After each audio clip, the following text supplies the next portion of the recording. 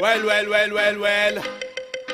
You're listening to Gloves Off with Professor Buitrón. Alright then, I may say words on point, straightforward. No jibber jabber, everybody forward. Issues, facts and solution. Get it at Gloves Off with Professor Buitrón. Alright, what other thing is a revolution? Get it on point with Professor Buitrón. Gloves Off, no nonsense issues, politics, community. A better men follow reader. Gloves Off, a revolutionary show with everything that you need to know. With Professor Buitrón. Watch ya!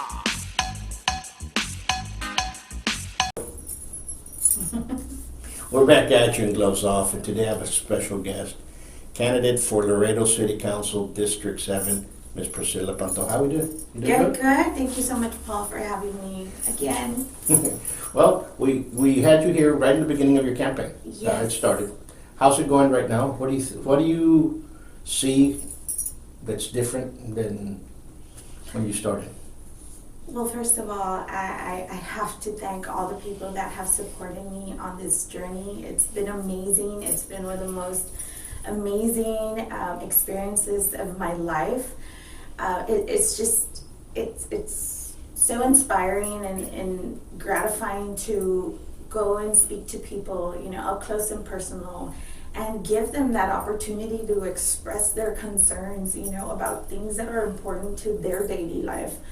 And to be able to have done that, I mean, we've reached over 6,000 homes now in the district. We have literally walked every corner of the district. And you're talking about a geographically huge district. I want to say it's the biggest in Laredo. And so it's just, there's just so many different needs in so many different areas of the district. And so to hear the different concerns, to experience, what the issues that they're having, it's eye-opening. But at the same time, just to see that hope in people's eyes and to earn that trust, it's like an experience. It's an experience like no other. And so I'm very grateful to the people that have been out there walking with me, whether it was super hot, super cold, raining, but we were out there. And I'm grateful to the people that took a few minutes of their time. I mean, sometimes we go at 5:30 when they were barely getting there from work, early Saturday mornings, even Sundays, and yet they stopped to speak to us. And so that's really important to me. It has been, and it's been a learning experience. And so I want to thank them. I want to thank them because it's because of them that this campaign has continued to move forward. And so yes, we've been able to identify so many issues. We already have a mission, and we have our bullet points as to what issues need to be addressed. Yes, obviously traffic is a big issue, but that's not all of District 7. There's so many other issues. We spoke to so many small businesses. I went, block walking in the neighborhood where I grew up, Los Martinez. They're the same sidewalks. They're the same lots, empty lots with overgrown grass. They're the same blocks that I walked as a child, and it blows my mind because I think, oh my God, like so many people have been there. Why is this still the same? Why am I still seeing 7, 8-year-olds like I was playing on those same sidewalks? And why don't I see a playground in every other, subdivision? Why? Why is it still the same? No, we need somebody that's going to go in there and want to bring that change.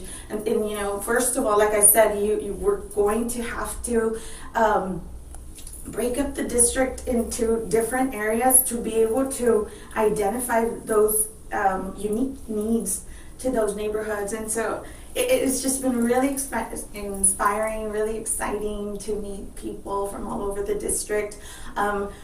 Just 2 days ago, we were out in a beautiful neighborhood, by the way, but we were being eaten alive by mosquitoes. And they're like, oh my God, ¿de dónde salen tantos zancudos?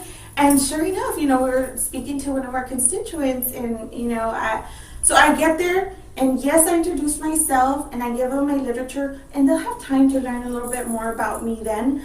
But I'll tell you something. When going into this campaign, I already knew something really important. people don't care how much you know until they know how much you care. And this campaign has been a true testament to that. And so I'll get there and I'll tell them, you know, sir, what are your concerns? What would you like to see different? What are your recommendations? Because you live in this specific street. What would you like to see different? You know, recommend something to my platform. Because you know what? Whether it's me or somebody else that's elected, these issues are going to be brought up. And so whoever's elected, they're going to know that these are the concerns of our constituents. And so they like that. You know, I've always been taught that when you go visit somebody, you go bearing gifts. My gift to the constituents of District 7 has been an opportunity to voice their concerns, because I understand.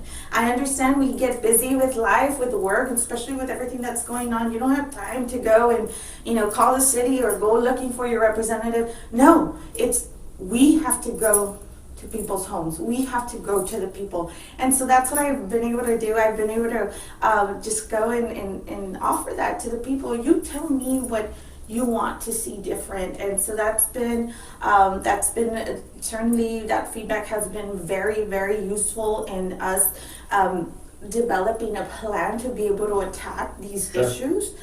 And like I said, more than anything, it's such a motivation to keep going, keep going. You know what I see? I see an enthused individual that wants to go out there, and that's great. That's what we need, you know, because not many people are going to be walking 5,000 homes. Yeah. And then so you need that energy. Now I know. Now I see where you get it from. But what I'm trying to say is, what are the main concerns out of everybody? What is their main concern? Because there's a difference between the concern of the city of Laredo, right, and the concern of my neighborhood.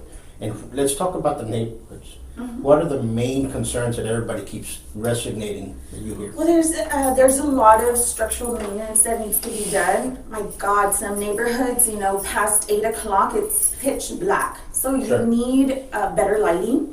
I mean, there's been some neighborhoods, which I have to give it to the council members of those districts. LED lighting in their parks is amazing. I mean, you walk through there at 10 o'clock at night and it feels like it's 2 or 3 o'clock in the afternoon. And so that's what we need in District 7. I mean, District 7, it generates one of the highest generating, revenue generating district in the city. And we have pitch black neighborhoods after 8 o'clock. That's ridiculous. I mean, we have families with young children being raised in these neighborhoods, and that's not right. We have to feel and we have to look like a district that is, you know, that is the door to the nation. So we have to concentrate on beautification and cleanliness. But I do think, and this is where establishing those strong connections with our constituents comes in. I don't think that you need to police everybody. It's not that. It's about motivating our neighbors to take care of our own neighborhoods. It's very different for somebody to come and cite you because you have a dirty neighborhood. Then let's do a cleanup and let's together help keep our neighborhoods clean. You know, just when COVID started, I have 3 kids at home, and I have a 10-year-old who was like, "Mom, I'm bored." At 7 o'clock in the morning, I'm like, "What are you doing awake?" She's like, "I'm bored." And I was like, "Oh, I'll take care of that, girlfriend. I'll take care of that." And she's like, "Why?" I was like, "Put your tennies on. Vámonos." And she's like, "Where are we going?" Her and my niece. And I was like, I had been invited to join I Love Laredo in a cleanup. And I've done that, you know, for a while now. And so that morning I was like, "Vámonos, you're bored." You're gonna be bored. And so it started off with as a chore, but and then it turned into competition between them two. A ver quién levantaba más. But then it became something that she made it her own. So now every time we go to the park and she sees something, or she'll tell her little brother or her sister, pick that up. You're seeing it. Why are you gonna walk past it? Pick it up. You know, we need to beautify. That's number one. But above all, we need the safety. Right. And we need the safety because we've had, just 3 weeks ago, we had a young lady that was killed in a park, and so we need to get in there. Not too long ago, we had 28 girls, or between 24 and 28 girls that were raped, women, on the north side, and it was a serial rapist. Nobody knows whatever happened, whether he got caught, not caught. It's just something that just disappeared. Right. So we need safety. Okay, Yes. well, we need safety for our mothers, for our sisters, for our daughters, for our wives, for our nieces, for everybody, and we need to take care of that. Right. And we live in Laredo, and we have lacked doing that. We've been lazy. We have not basically told the city, hey, listen, you know what? This is what you all need to do. Right. And number one is safety. And safety right now in Laredo, even though they say it's high, others say it's low. So let's, you know It what? can always be better. It can be better. Let's make it better. Let's do it now. We have a problem going on here, so let's just make sure that we have adequate lighting because crime is up. Yes, absolutely. You know, I enjoy walks at 8 o'clock in the afternoon, 7 o'clock in the afternoon, but by 8 o'clock, like I said, it's pitch black. We have beautiful streets in the district and neighborhoods, but after 8 o'clock, I mean, we're living right next to a World Trade Bridge. You're walking with your kids, or your kids are jogging, high school kids are jogging on their own. They're abducted, you're not gonna see them again. We're living right next to a World Trade Bridge. I mean, people from all over the world visit our district. So yes, we definitely have to stay cognizant of that. And so yes, public safety is extremely important.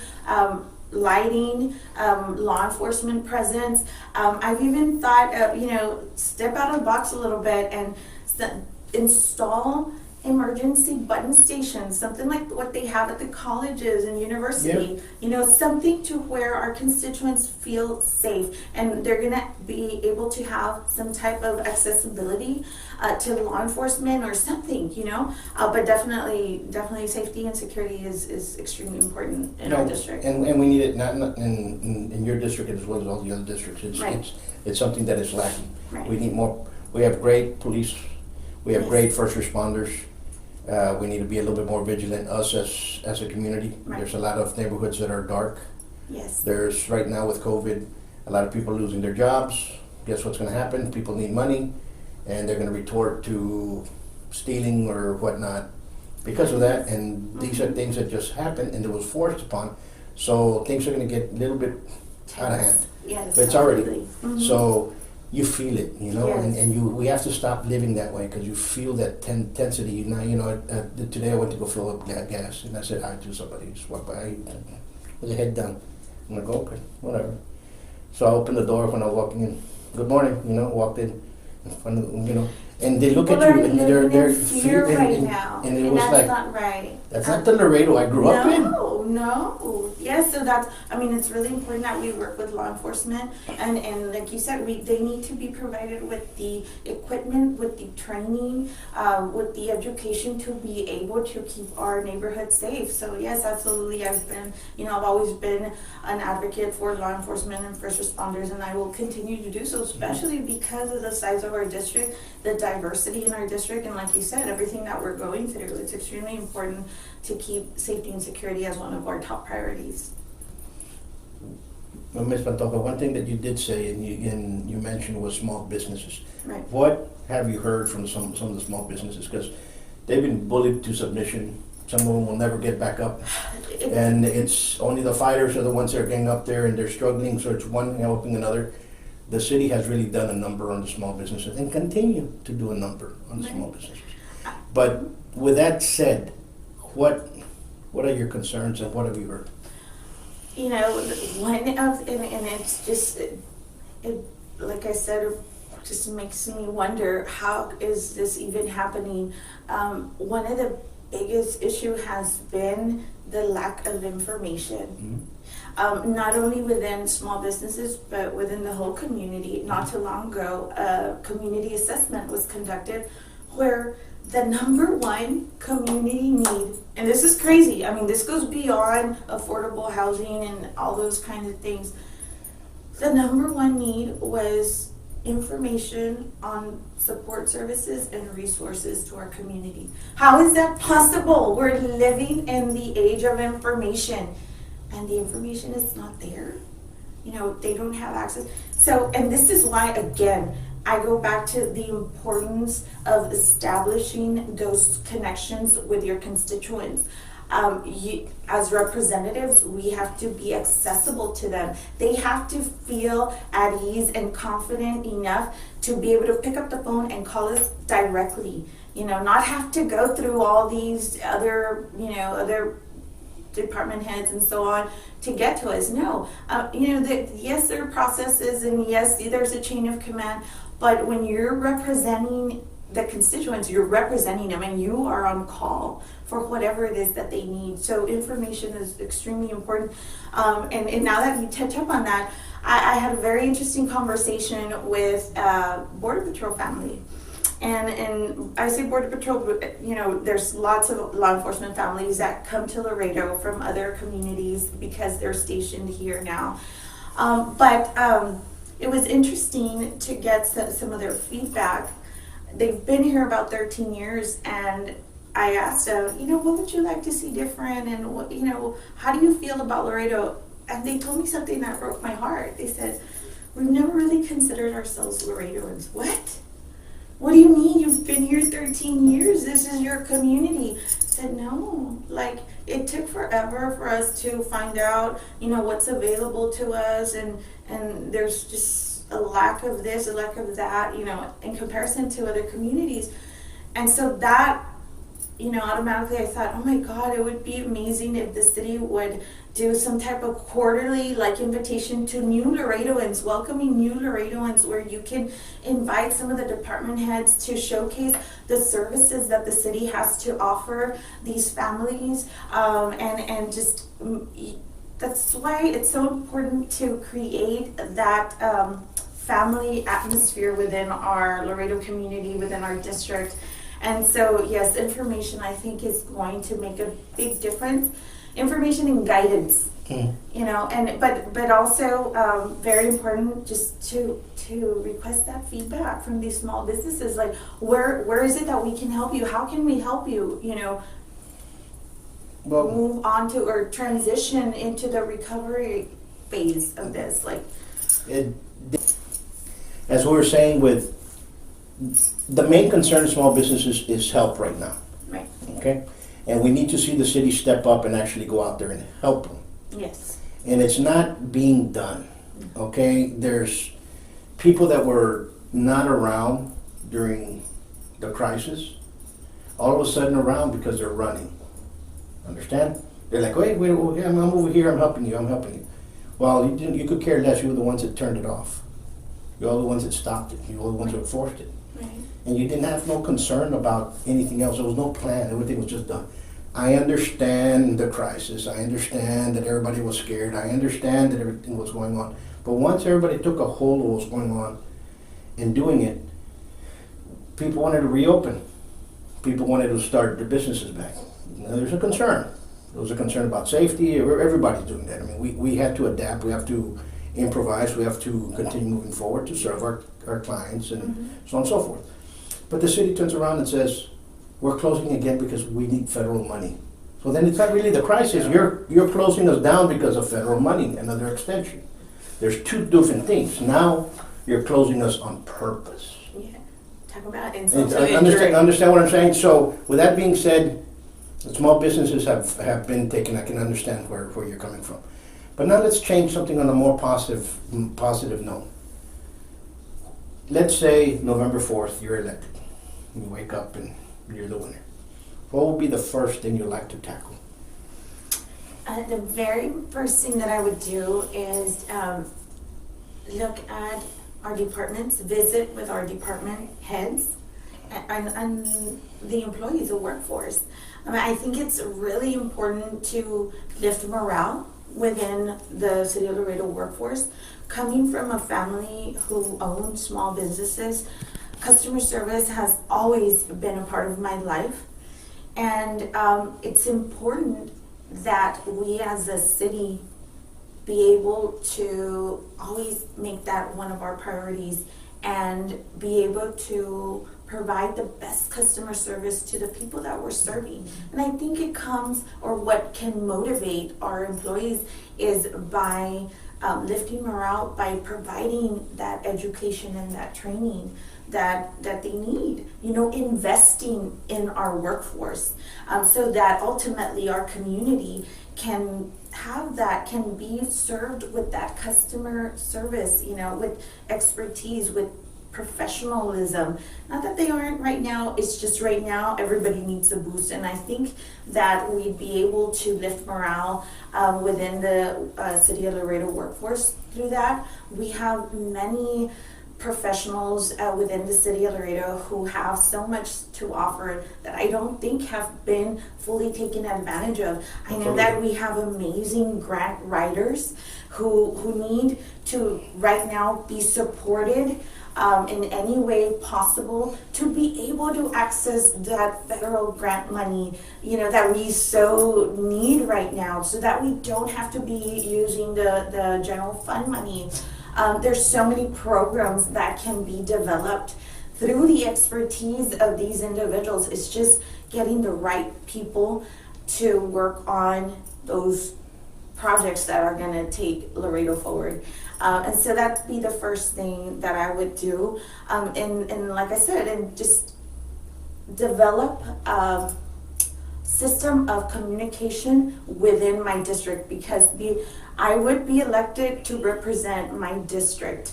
So my mom always said, no seas candil de la calle y oscuridad de tu casa, which means we need to take care, I would need to really advocate to address the issues within my district prior to anything else. And so I would immediately establish some type of communication system within all my constituents, and then take it from there, because that's what I am. I would be their voice, and so that would be my job, visiting with them, consulting with them, to see what it is that they want me to go and advocate for at City Hall. Absolutely. Now, Ms. Pantoja, here's a question. If you want somebody to say, you know what, Ms. Pantoja is the one that I'm going to vote for, what would be the phrase that you would use? What would you say? You know what?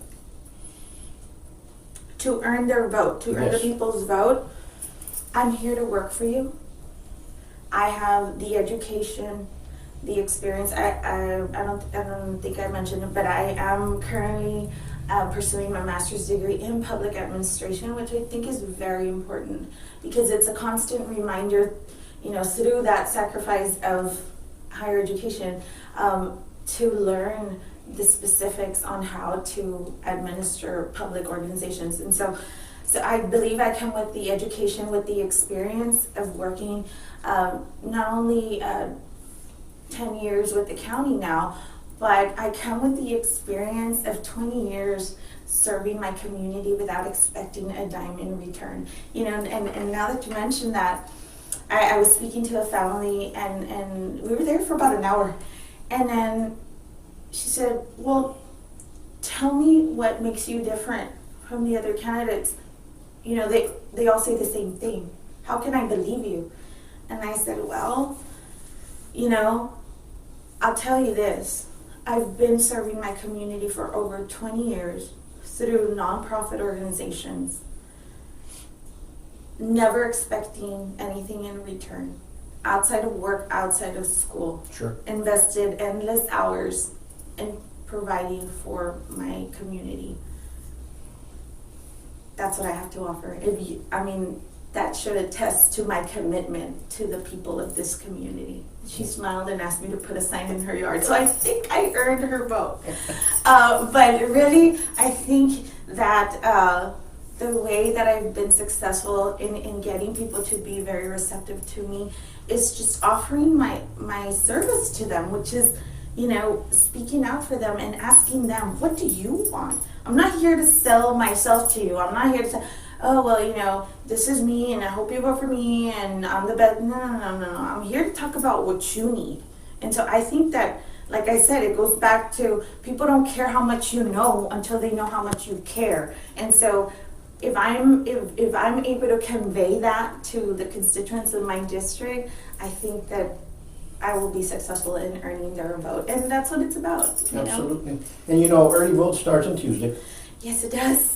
Early vote starts on Tuesday, so folks, please go out there and exercise your right to vote. We have governor extended it 1 extra week, so it's 3 weeks of early vote. Yes. So you cannot make excuses. There's early voting sites.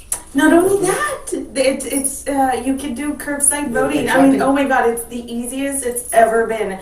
Instead of going to McDonald's for a Happy Meal, drive through, cast your vote. That's how easy it is, and it's just so important. And if anything, just remember that there was bloodshed to conserve that right, that sacred right to vote. And so do it for somebody who has gone to fight for that right. For the freedom. If anything, and just realize, and I think that the community is really waking up and realizing that it's in our hands to take this community forward. It's in our hands to convert and to transform Laredo into what we wanted, and it starts with our vote. Absolutely. Folks, you've listened to Ms. Pantoja. She'll be running for District 7 of Laredo. We'll wish you the best of luck. Thank you. And move forward. Godspeed. Early vote is coming up. Exercise your right. Is there any way they can get in touch with you if they want to help or call you for any questions? Yes, of course. Join my block walking efforts because we're still out there block walking, just reminding people that they can now vote during early voting. But you can contact me at my cell number, 956-441-7444. And just bring your tennies and let's get walking. Absolutely. Good exercise. Folks, until next time, peace.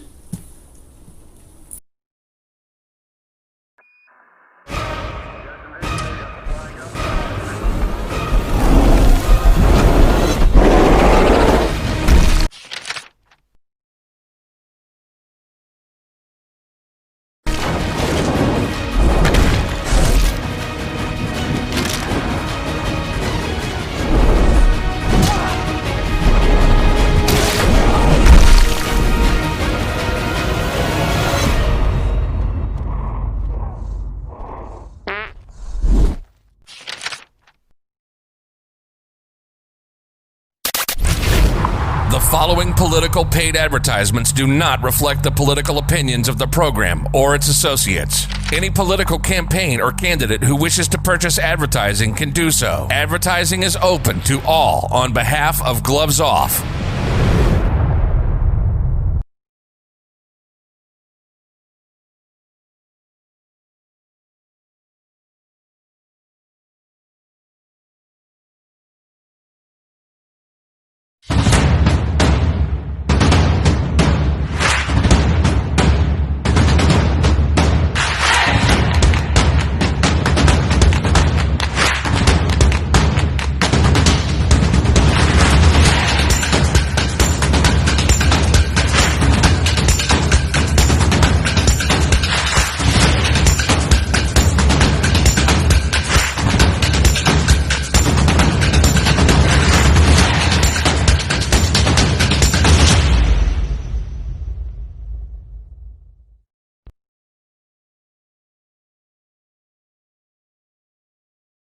Hello, how are you?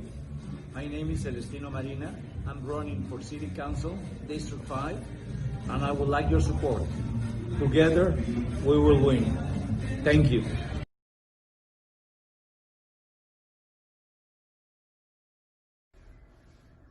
Hi Laredo, this is Carlos Perez. I'm running for Laredo College Board of Trustees Place 8. You can follow us on social media on Twitter, Instagram, and Facebook at CG Perez RLC. I look forward to gaining your support this campaign season and earning your vote November 3rd. Thank you.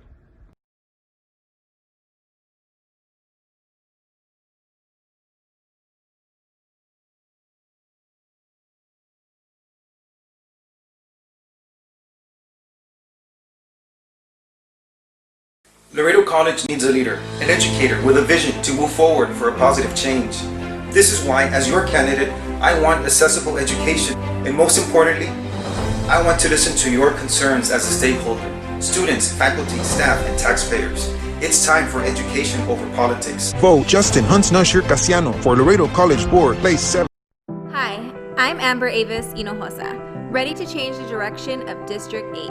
As a resident and business owner in the heart of the community, I know the pressing issues at hand. It's time to realize the potential in this district. Join me in the fight to bring change. Vote Amber Avis Hinojosa for City Council District 8. The future of our district is in our hands.